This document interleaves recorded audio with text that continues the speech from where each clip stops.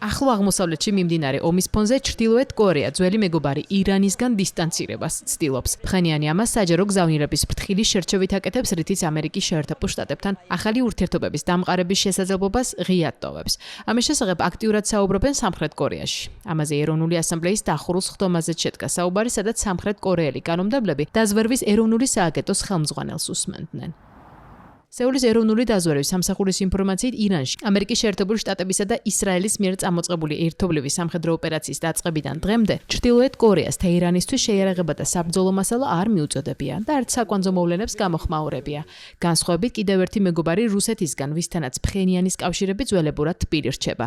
უკრაინის წინააღმდეგ მიმდინარე აგრესიულ ომში ჩრდილოკორეელი სამხედროების ჩართულობის ფონზე. ჩრდილოეთ კორეა არათუ არ აწვდის შეიარაღებას და საბრძოლო მასალებს ირანს, არამედ აჩვენებენ იმის ნიშნებს, რომ ირანთან ტრადიციული მეგობრული ურთიერთობისგან დისტანცირებას ცდილობენ. ამის მაგალითი იყო ისიც, რომ ფხენიანს არ გამოუთქვა მცამძიმარი ირანის სულიერი ლიდერის, ალი ხამენეის გარდაცვალების შემდეგ და არც მისი მემკვიდრე ვაჟისთვის, მოჭდაბასთვის, მიულოციად აიათოლად დანიშნა. ჩრდილოეთ კორეა ხელშესახებ ეკონომიკურ სირთულეებს აწყდება. ახლო აღმოსავლეთში მიმდინარე ომის ფონზე.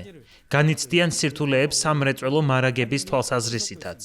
სულ რომ არაფერი ვთქვათ ფასების ზრდასა და ვალუტის კურსის მატებაზე.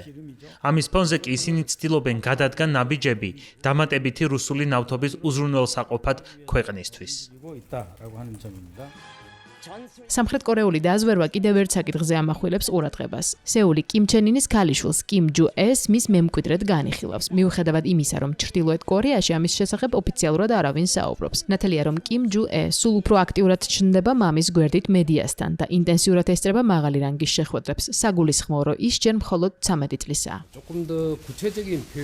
კიმ ჯუ ეს რაც შეეხება მასთან დაკავშირებით გამოყენებულია სპეციფიური ენა. ეროვნული დაზვერვის სამსახურმა მისი სტატუსი ნაბიჯ განმარტა, თუმცა ორი კანონმდებლის მხრიდან დაისვა შეკითხვები მის სტატუსთან დაკავშირებით. მათ შორის იყო შეკითხვა არის თუ არა ის ჩრდილოეთ კორეის მომდევნო ლიდერი და მემკვიდრე.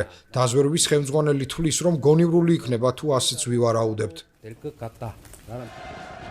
სამხრეთ კორეელი კანონმდებლების თქმით, ჩრდილოეთ კორეა აწარმოებს კამპანიას, რომლის მიზანიც ქალი მემკვიდრის მიმართ სკეპტიციზმის გაფანტვაა.